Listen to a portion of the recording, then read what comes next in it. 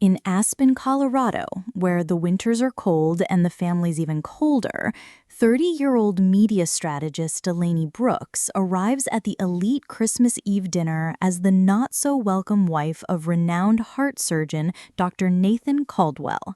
From the start, her stepmother Evelyn, elegant, calculating, and always perfectly poised, made sure to remind everyone, with veiled words or pure venom, that Delaney would never be good enough.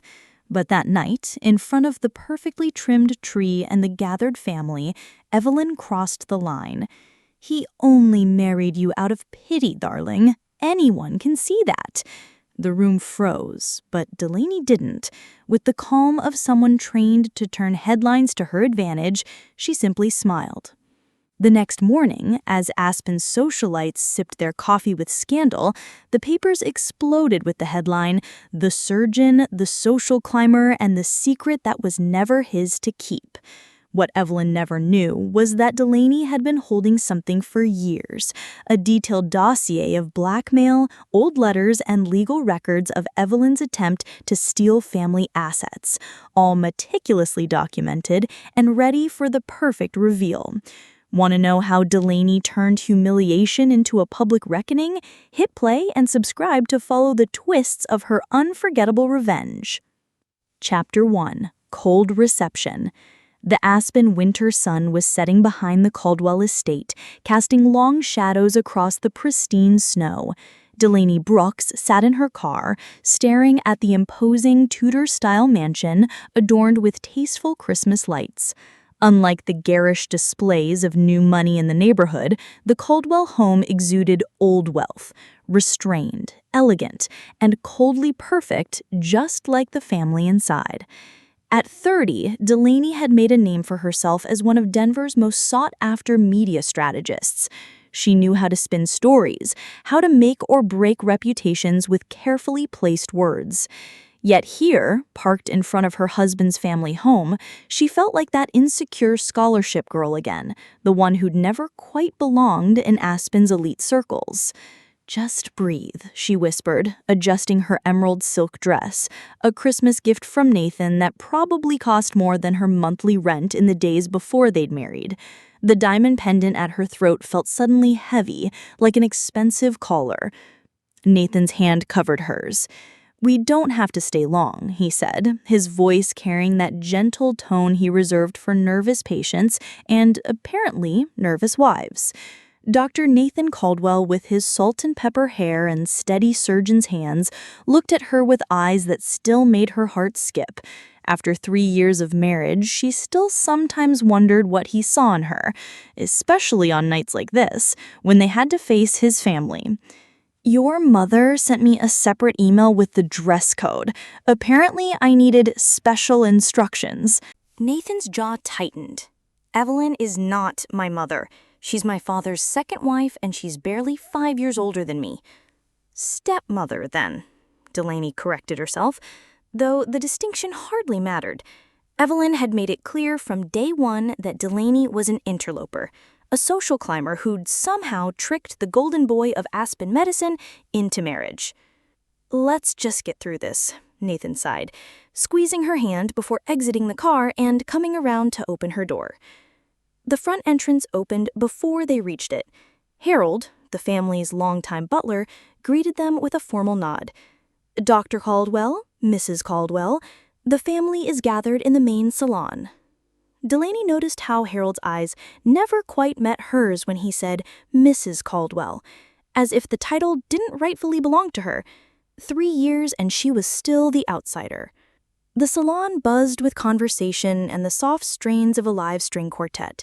Crystal glasses clinked, expensive perfumes mingled in the air, and at the center of it all stood Evelyn Caldwell.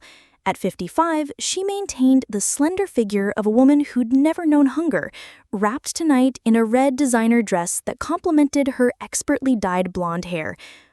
"Nathan, darling!" Evelyn's voice cut through the room as she floated toward them, air-kissing both his cheeks before turning a practiced smile to Delaney. "And Delaney, how festive you look." The slight pause before festive spoke volumes. It was Evelyn's specialty, compliments that were actually insults, wrapped in a tone that made you sound paranoid if you objected. "Evelyn?" Delaney nodded, accepting a flute of champagne from a passing server. "The decorations are beautiful. Did you have them professionally done again this year?" A flash of irritation crossed Evelyn's perfect features. She prided herself on her personal touch with the holiday decorations, though everyone knew she merely supervised the small army of decorators she hired. "I prefer to call it delegating with vision. Something you'd understand, I'm sure, with your little PR business." "Media strategy," Delaney corrected, with a smile as sharp as the icicles hanging outside. "And yes, knowing when to delegate is crucial. I just landed the Weston account. They're looking to rebrand after that unfortunate scandal." Nathan's arm slipped around her waist, a subtle show of support. Delaney's firm beat out 3 major agencies for that contract. Evelyn's smile tightened. "How lovely. Nathan, your father wants to speak to you about the new cardiac wing. They're considering naming it after your grandfather." As Nathan was pulled away, Delaney felt suddenly exposed. This was Evelyn's tactical genius, isolating her targets before moving in for the kill.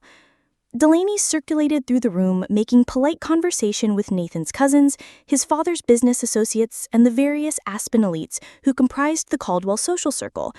Years of professional networking had taught her how to charm strangers, but here, every interaction felt like walking through a minefield. "Delaney," called a familiar voice, and she turned to see Catherine Winters, Nathan's childhood friend and one of the few allies Delaney had in this crowd. "Save me from another conversation about ski conditions." Catherine, with her practical bob and no-nonsense attitude, had always seen through Aspen's social pretenses. As the head of the local hospital's pediatric unit, she commanded respect even from people like Evelyn. "You look like you could use a refill," Catherine nodded toward Delaney's empty glass. "And possibly an escape plan?" Delaney laughed, genuinely, for the first time that evening. "Is it that obvious?" "Only to someone who's been watching Evelyn sharpen her claws all evening," Catherine replied in a low voice. "Fair warning, she's been drinking the expensive scotch, not just sipping it for show. And I overheard her talking to Camilla Barnes about how brave Nathan was to marry outside his circle." A server appeared with dinner announcements, and Delaney steeled herself. At the Caldwell table, seating arrangements were never accidental. Sure enough, she found herself seated directly across from Evelyn, with Nathan 3 places away, close enough to witness, too far to intervene. A classic Evelyn maneuver. The first 2 courses passed in relative peace, filled with discussions of the hospital charity gala, the disappointing performance of someone's investment portfolio, and the scandalous divorce of an absent socialite. Delaney maintained her composure, years of media training helping her navigate the subtle barbs thrown her way. It was during the main course, a perfectly prepared prime rib that Delaney could barely taste, that Evelyn struck. "Nathan tells me your mother couldn't join us this year," Evelyn said, cutting her meat with precision. "Such a shame. Where does she spend the holidays again? Florida, wasn't it?" "Arizona. She works as a nurse at a community clinic in Phoenix." "How admirable." Evelyn's tone suggested it was anything but. "It must have been quite a journey for you from such humble beginnings to, well, this." She gestured vaguely at the opulent dining room. Nathan's father, Robert, cleared his throat uncomfortably. Unlike his wife, he had always been polite, if distant, to Delaney. "I believe there's value in making one's own way," Delaney replied evenly, "though I've been fortunate to have opportunities." "Yes, quite fortunate," Evelyn smiled, swirling her wine. "Nathan has always had such a charitable heart. Even as a boy, he was always bringing home wounded things." The table fell silent. Catherine's fork froze halfway to her mouth. "Evelyn," Robert warned quietly. But Evelyn, emboldened by scotch and holiday malice, continued, "Oh, don't misunderstand me. I think it's commendable. Not every man would have the courage to marry so impulsively after a family tragedy. She was referring, Delaney knew, to Nathan's brief engagement to Melissa Huntington, daughter of his father's business partner, who had broken things off shortly before Nathan met Delaney. "I don't think Nathan's marriage was impulsive," Catherine interjected. "They dated for 2 years before—" Of course, Evelyn waved her hand dismissively. "I only meant that some men might have been more strategic in their choice, but Nathan always follows his heart. Or perhaps his sense of— what's the word I'm looking for?" The crystal chandelier light caught in Evelyn's eyes as she locked gazes with Delaney across the table, her smile widening into something almost predatory. "Pity," she said finally, her voice honey-sweet with venom. "He only married you out of pity, darling. Anyone can see that." The dining room froze. Robert Caldwell set down his fork with a sharp clink. Nathan half rose from his seat, face flushed with anger.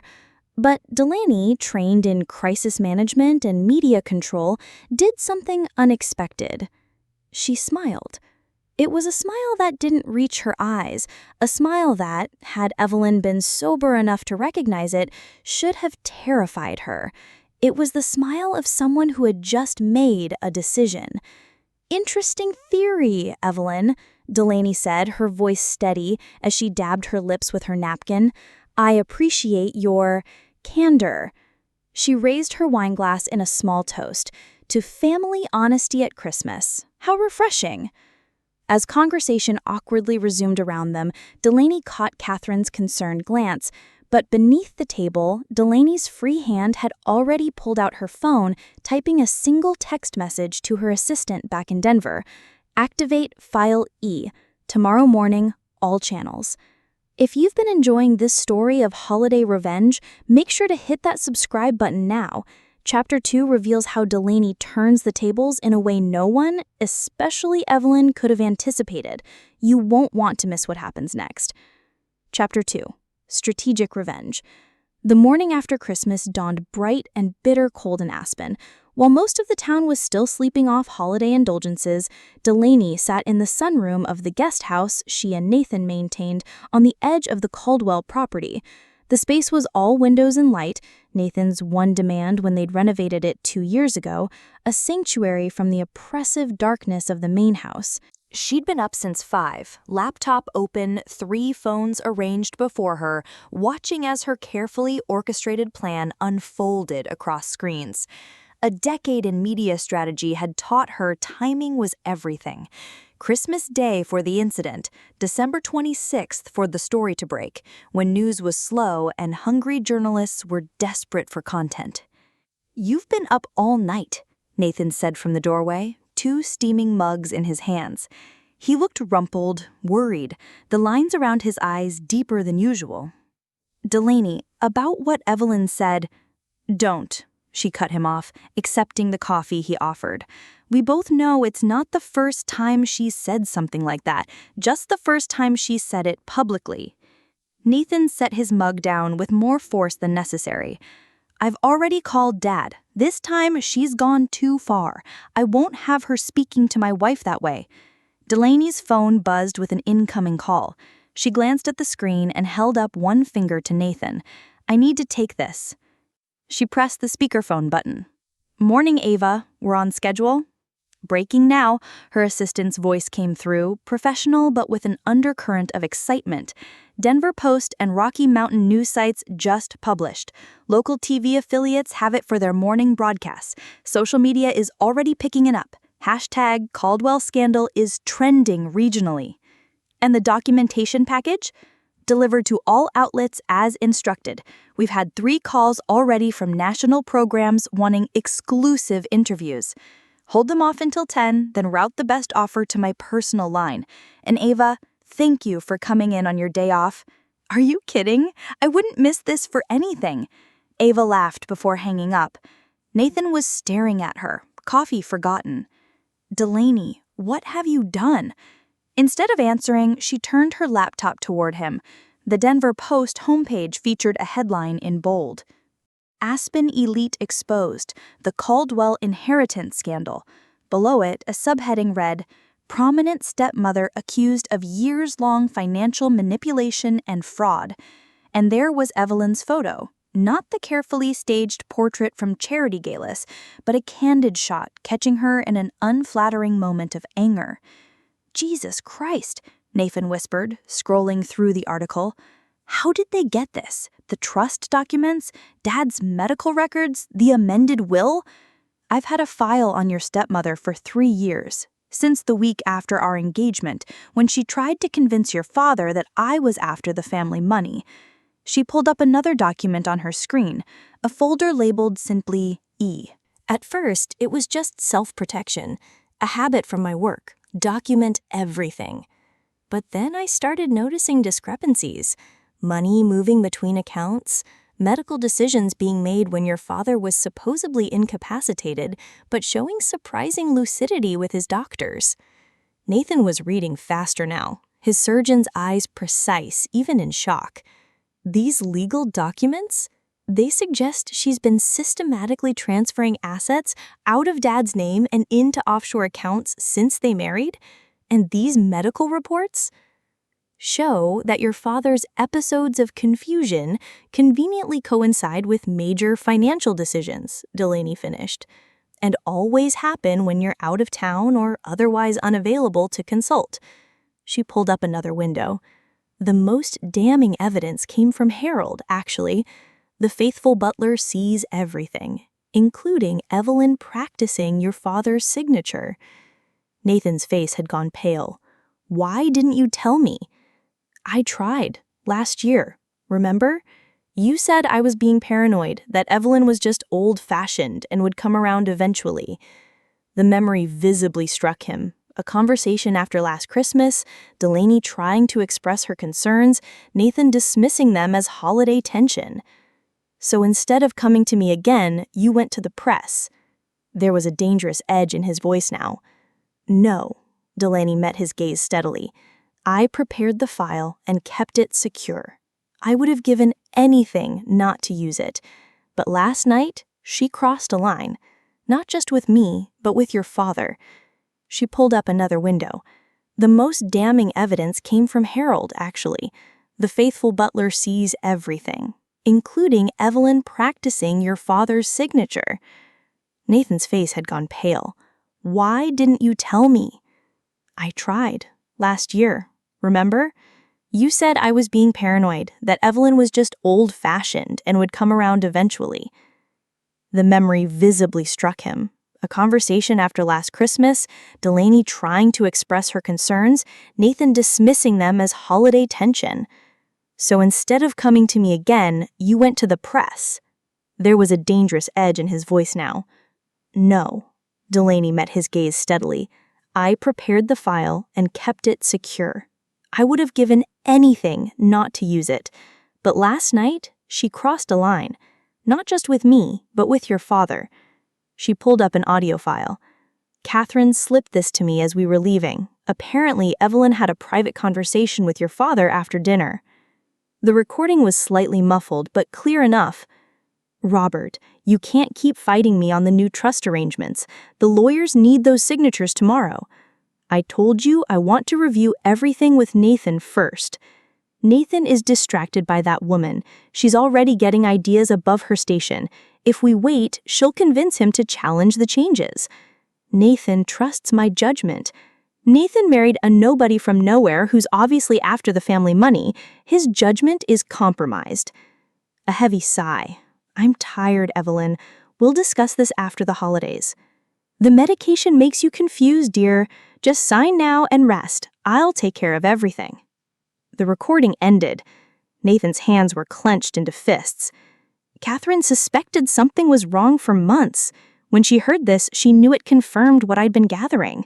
Dad has been more forgetful lately, Nathan said slowly. But his doctor said it was normal aging, nothing concerning. I never thought. Evelyn has been slowly increasing his medication dosage. The housekeeper found the altered pills and brought them to Catherine last month. They're part of the evidence package. Nathan stood abruptly, pacing the sunroom. I need to call Dad. Get him out of there. Have him examined by someone outside the family circle. Already arranged, Delaney said. Catherine has a colleague waiting at the hospital. I've also contacted Martin Schaefer. Dad's lawyer? His original lawyer, the one Evelyn replaced with her college friend 2 years ago. Martin has been quietly concerned but had no standing to intervene. Now he does.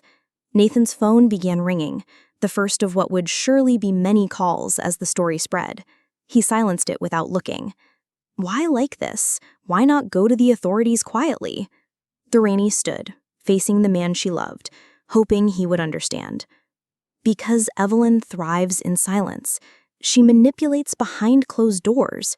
The only way to stop someone like her is to throw open the windows and let the light in, all at once, so there's no time to spin a counter-narrative. She touched his arm gently. This is what I do, Nathan. I understand how stories work, how public opinion shapes outcomes. A private investigation would have given her time to hide evidence, to paint me as the jealous daughter-in-law, to isolate your father further. And last night at dinner was the final test, Delaney admitted. I needed to see if she could show basic human decency in public. If she had, I might have found another way. But she couldn't help herself, and that told me everything about what she's capable of in private.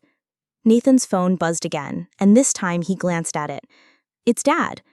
Take it, Delaney said. He needs you now. As Nathan stepped into the next room to answer, Delaney's own phone lit up with Catherine's name. It's happening, Catherine said without preamble.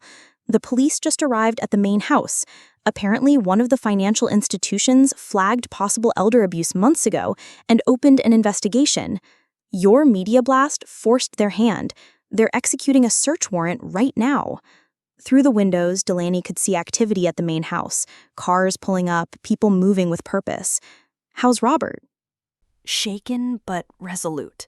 Once I showed him the evidence, something clicked. He said he's been having moments of clarity and confusion for months, like waking from a dream only to be pulled back under. He wants to see Nathan. He's calling him now, Delaney said. Catherine, thank you for believing me when no one else did. I've watched Evelyn manipulate this family for years, Catherine replied, but I never had the skills or evidence to do anything about it. You did.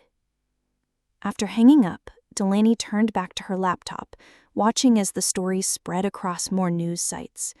Her professional instincts told her to keep monitoring, to shape the narrative as it evolved, but something else, something more personal, pulled her toward the doorway where Nathan stood, his call finished, looking at her with complex emotions crossing his face.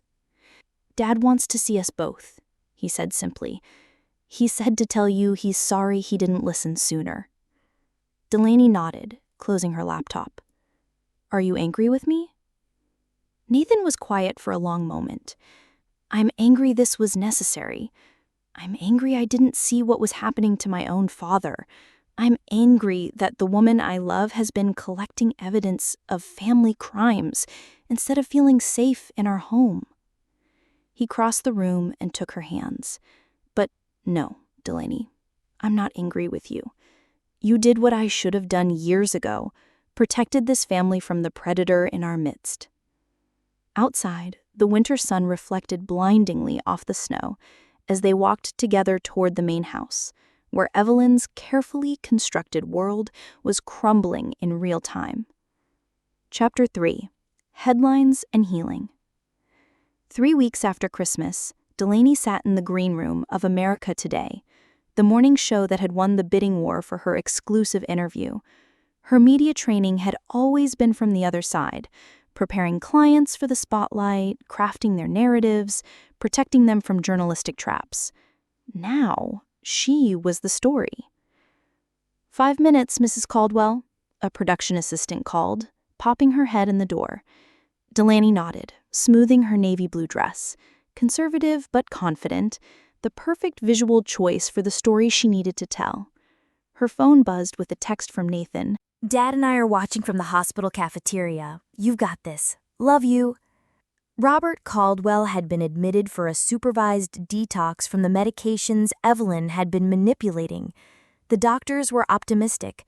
With each passing day, his mind grew clearer, his old personality resurfacing like a landscape emerging from fog.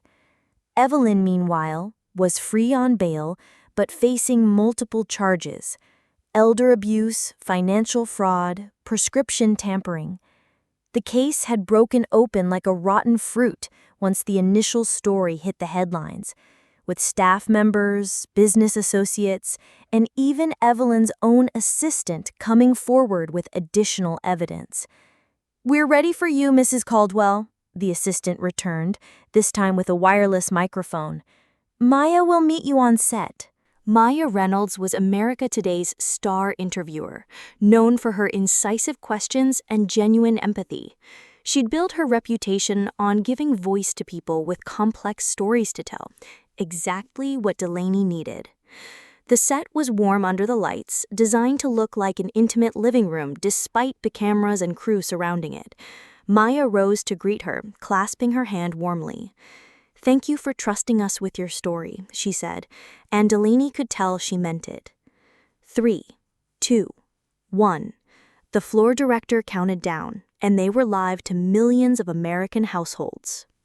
This morning, we're joined by Delaney Caldwell, who recently made headlines when she exposed what prosecutors are calling one of the most sophisticated elder abuse schemes they've seen in years, Maya began, turning to Delaney. "But this isn't just a crime story. It's also deeply personal for you." Delaney nodded, settling into the role she'd prepared for.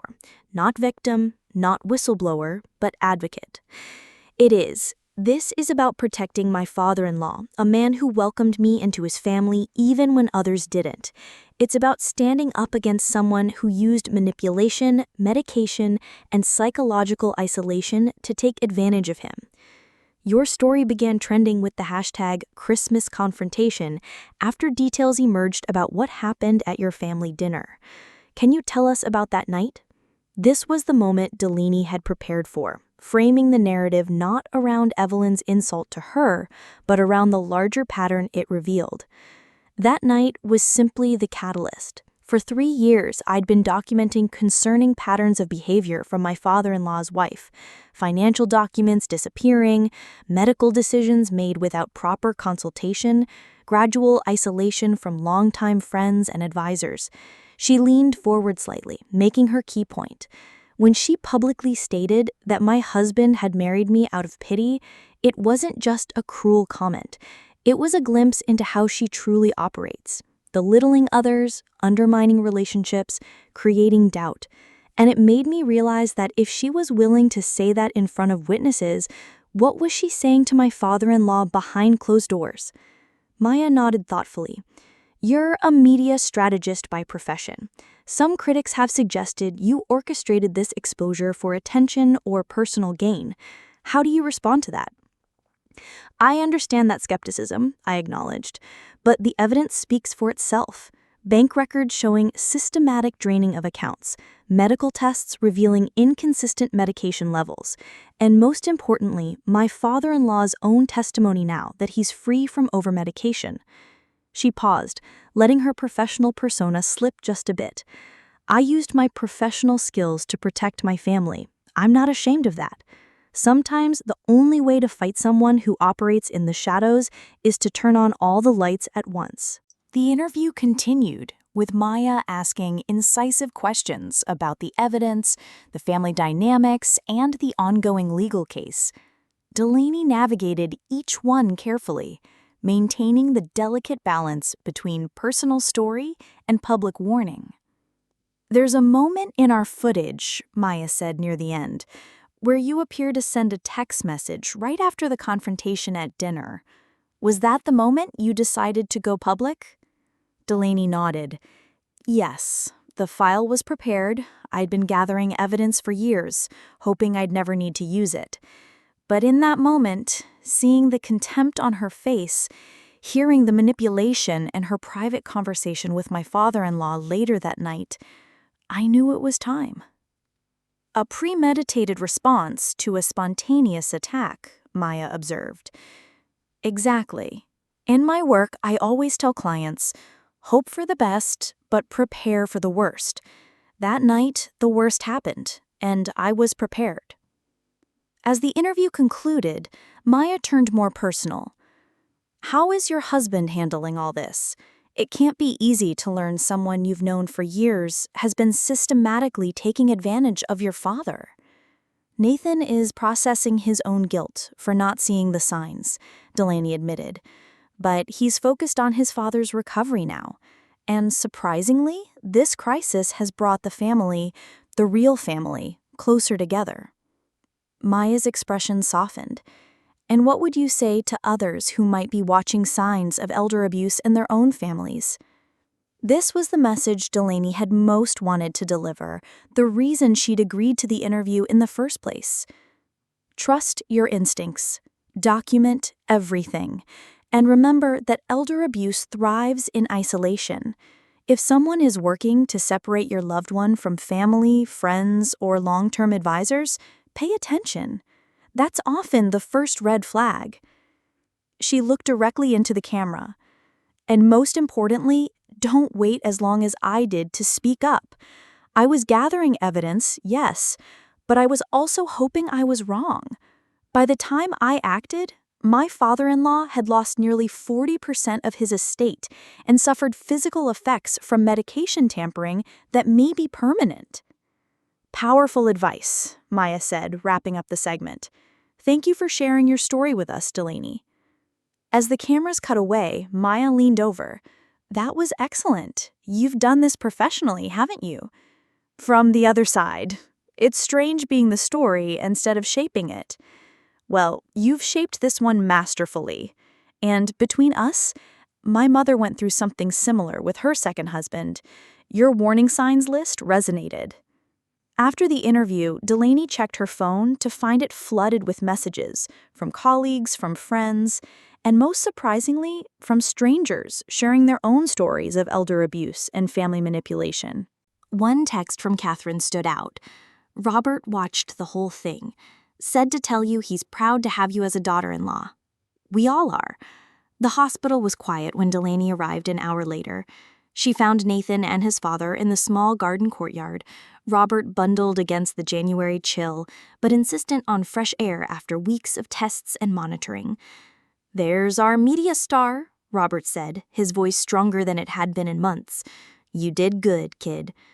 "Thanks," she said, squeezing his hand before turning to Nathan. "How did it look from the outside?" "Like someone who knows exactly what she's doing," Nathan smiled, pulling her close. "The producers called. They want to develop a special about financial elder abuse, with you as consultant." "I'll consider it," Delaney said, "after things settle down here." Robert cleared his throat. "I've been thinking. When I get out of here, I don't want to go back to that house. Too many bad memories now." "You can stay with us," Nathan offered immediately. No, Robert waved the suggestion away. "I'm not moving in with newlyweds." "Dad, we've been married 3 years." "Still honeymoon phase in my book," Robert insisted. "Actually, I was thinking about that property on Lake Tahoe. Change of scenery might do me good." Delaney and Nathan exchanged glances. The Tahoe house had been a favorite of Nathan's mother, largely abandoned after her death. "That sounds perfect," Delaney said. "And it's only a short flight from Denver. We could visit often." "I'd like that," Robert nodded. "And maybe you two could use the Aspen place, reclaim it, make new memories there." The suggestion hung in the air, a gesture of trust, of family connection that went beyond the scandal headlines and legal proceedings that would continue for months. Later that evening, as they drove back to their Denver apartment, Nathan reached for Delaney's hand across the console. "I've been thinking about what Dad said about the Aspen house." "What about it?" Delaney asked, watching the winter landscape pass outside the window. "Maybe we should sell it instead. Start fresh somewhere else. Somewhere without all that history." Delaney considered this. "Where would you want to go?"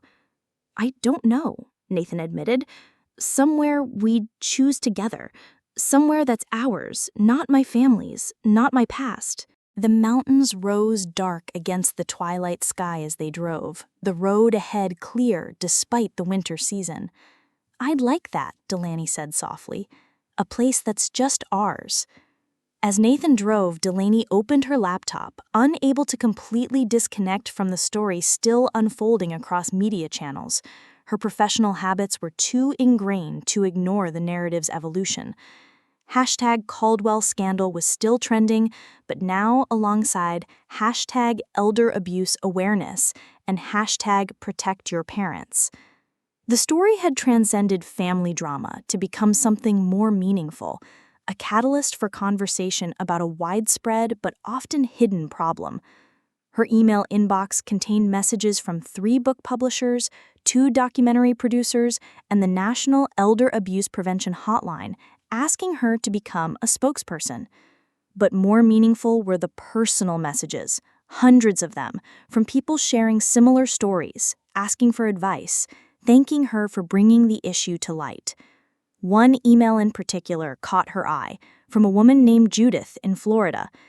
My mother's new husband has been showing the same red flags you described on TV today.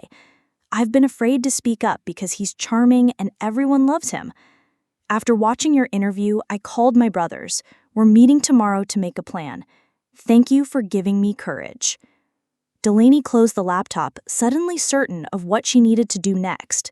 The story that had begun with a cruel Christmas comment had become something larger than herself, larger than the Caldwell family scandal. Nathan, she said, as the lights of Denver appeared on the horizon, I think I know what I want to do with the interview requests and the consultant offers. What's that? He asked, glancing over at her. Accept them, all of them. Turn this whole experience into something that helps other families. Nathan nodded slowly. A new direction for your career? Maybe, Delaney said, using media strategy not just for crisis management or brand building, but for actual social change, creating awareness about elder abuse, financial exploitation, the warning signs families should watch for. As they pulled into their building's parking garage, Nathan turned to her with a smile that held both pride and a touch of amazement. You know, when I married you, I never imagined you'd end up saving my family while launching a national conversation about elder abuse. Delaney laughed, the sound echoing in the concrete space. Is that better or worse than marrying me out of pity? Infinitely better, Nathan said, leaning across to kiss her. Though I have to say, watching you take down Evelyn with nothing but evidence and perfect timing was something to behold. As they walked toward the elevator, Delaney felt her phone buzz with another message. The national morning show competing with America Today, offering their own interview slot. The media strategist in her recognized the opportunity. The Caldwell scandal was transitioning from breaking news to ongoing story, which meant the narrative needed careful guidance to maintain momentum while evolving towards solutions rather than sensationalism. But for tonight, she silenced her phone. The headlines would wait until morning. Right now, she had a future to plan with the man she loved, a future neither of them could have imagined when they sat in that Aspen dining room just 3 weeks ago. If this story of strategic revenge and family justice resonated with you, don't forget to hit that subscribe button now. Your support helps us bring more compelling content like this to our channel. Share in the comments if you've ever witnessed toxic family dynamics and how you handled them. Remember, sometimes the most powerful response to cruelty isn't an emotional reaction, it's a carefully planned strategic move. Stay tuned for more stories that explore the complexities of modern relationships and the power of standing your ground.